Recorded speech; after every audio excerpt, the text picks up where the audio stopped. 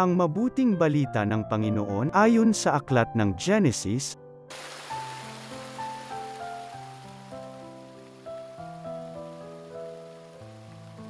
Ito ang sinabi ng Diyos kay Noe at sa kanyang mga anak, "Ako'y nakikipagtipan sa inyo ngayon, pati na sa inyong magiging mga anak, gayon din sa lahat ng mga bagay na may buhay sa paligid ninyo, mga ibon, maaamot maiilap na hayop na kasama ninyo sa daong. Ito ang masasabi ko sa aking pakikipagtipan sa inyo. Kailan may hindi ko nalilipulin sa pamamagitan ng baha ang lahat ng may buhay. Wala ng baha na gugunaw sa daigdig." Sinabi pa ng Diyos, "Ito ang magiging palatandaan ng walang hanggang tipan na ginagawa ko sa inyo at sa lahat ng hayop. Palilitawin ko sa mga ulap ang aking bahaghari at iyan ang magiging tanda ng aking pakikipagtipan sa inyo.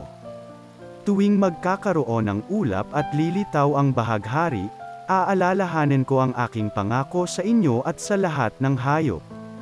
Hindi ko nalilipulin sa baha ang lahat ng may buhay." Ang mabuting balita ng Panginoon.